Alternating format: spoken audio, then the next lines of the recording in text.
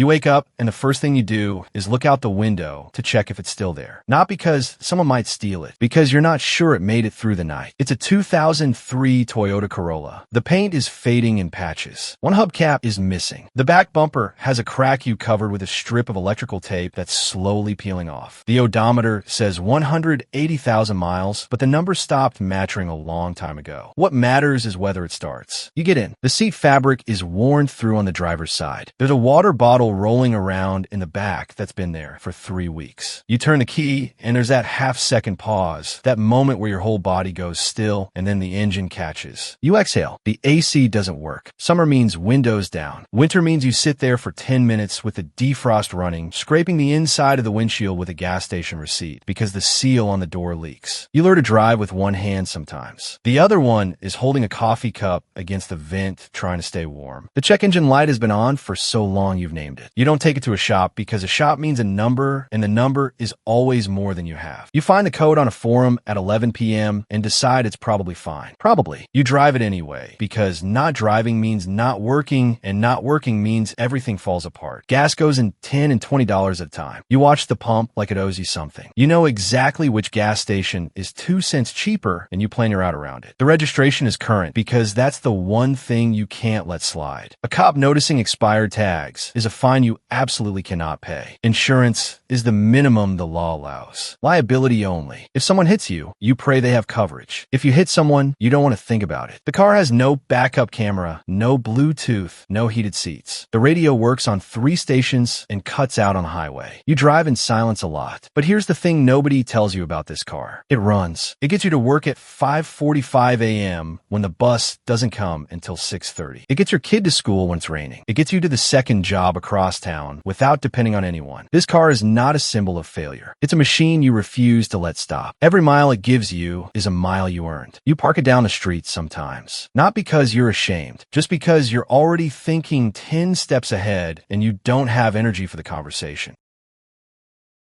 The 2018 Toyota Camry is so clean, it almost doesn't have a personality. And that's exactly why you bought it. You're not buying a statement. You're buying reliability. You're buying the feeling of getting in every single morning and knowing, not hoping, knowing that it starts, that the AC works, that the tires are fine and the brakes aren't grinding and the check engine light is off because there's nothing wrong with the engine. You've lived in cars where everything was uncertain and you were done with uncertain. This car is silver or gray or white. It blends.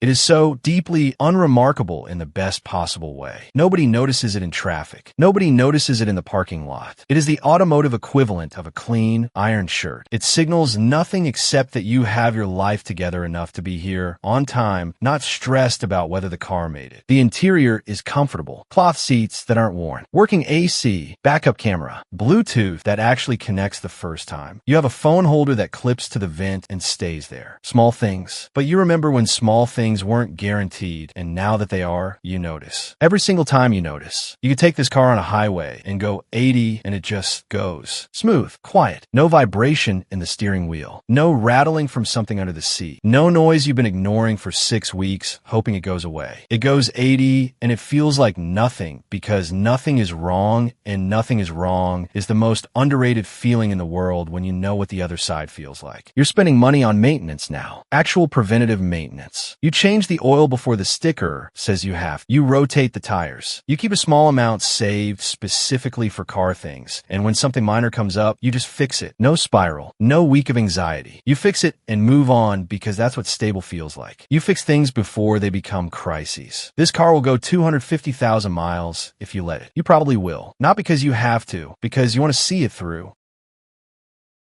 The BMW 5 Series is parked in your driveway, and sometimes you walk past the window just to see it. You're past the point where you need to do that. You know it's there, but there's still something about it that you haven't fully processed yet. This car didn't just cost more. It crossed the line. It went from transportation to object, from tool to thing people look at. And people do look. You pull into a restaurant, and the valet moves differently. You pull into a parking garage, and you hear someone nearby say something to their friend. It's quiet. It's not a scene, but it's there, and you feel it, and you'd be lying if you said it didn't register. Or maybe it's a Mercedes C-Class. Same tier, different flavor. BMW is sharper, more angular, more driver-focused. The Mercedes is softer, more interior, more about how it feels from the inside out. But both of them say the same thing to the world. They say you are past struggling, not rich, not yet, but past it. There's a difference between those two things, and this car lives right in that gap. The technology is real now. Not features that exist, but features that work. Lane keeping that actually keeps. Adaptive cruise that adjusts before you have to think about it. A sound system that makes old songs sound like new songs. Seats that move into position when you get in because the car remembered where you like to sit. The car knows your preferences. You have preferences the car can remember. That's new. You maintain this car properly. Not because you have to, because it deserves it. You take it to the dealership. You get it detailed twice a year. You park away from other cars and lots. Not because you're precious about it, because it cost real money and you respect that. Respecting a thing you worked for is different from being afraid of using it. The people in your life have opinions. Some say nothing. Some bring it up more than you do. Some ask if it was smart. You stopped explaining. The number in your account says it was fine. The feeling when you drive it says it was right. That's the only conversation that matters now.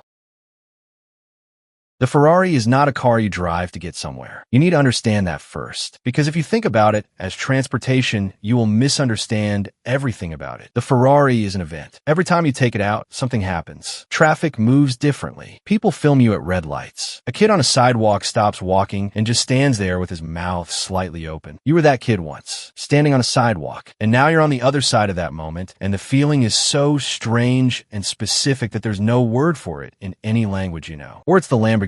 Even more extreme. If the Ferrari says, "I am extraordinary," the Lamborghini says it louder and then revs the engine twice. The design is almost aggressive, angular and wide and low, like something that landed here from a decade in the future. You don't ease into a Lamborghini. You commit to it. Every time you drive it, you are making a full commitment to being seen. These cars are not daily drivers for most people who own them. They live in a garage. That is itself a statement. Climate controlled, polished floor, lighting that makes the paint look wet even when it's dry. You own regular cars for regular days. This car comes out on specific days, specific roads, specific moods. It is the punctuation mark at the end of a sentence that took years to write. The money at this level has restructured entirely. You're not making payments. You're allocating. There's a difference that's almost philosophical. You have a financial picture large enough that this car, which costs more than most people's homes, is a line in a spreadsheet, not a crisis. That's not a brag. That's a description of a reality that took enormous work and risk and time to build. You know what it cost, not in dollars. And everything else. People will have opinions about this car forever. You made peace with that in the showroom.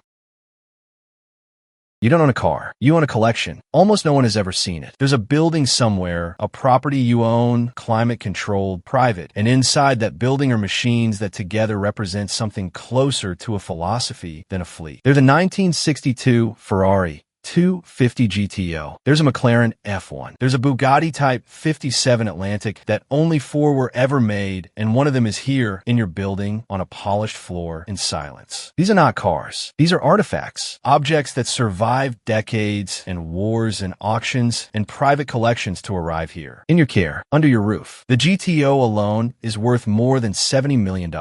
You didn't buy it as an investment, though it is one. You bought it because it represents a moment in history when human beings decided to see how close to perfect they could get. You're drawn to that, to the edge of what people thought was possible. It's the same reason you built what you built. You were always looking for that edge. At this level, money has become so abstract that cars stopped being about money a long time ago. Nobody at this level is thinking about payments or depreciation or what the parking lot thinks. Those conversations are for earlier chapters. This chapter is about what endures, what gets passed down, what your name is attached to after the meetings are over and the buildings are quiet. You have grandchildren who will inherit cars they've never seen. Cars they don't know exist yet. Sitting in a building, maintained and waiting, wrapped in a history that will mean more as time moves forward than it does today. That's what this chapter is really about. It was never about the car. It was about building something that outlasts you. The car is just the most beautiful way to leave evidence that you were here, that you saw all the way, that you built all the way, that you left something behind worth keeping. The engine is off. The building is quiet. And the work is done.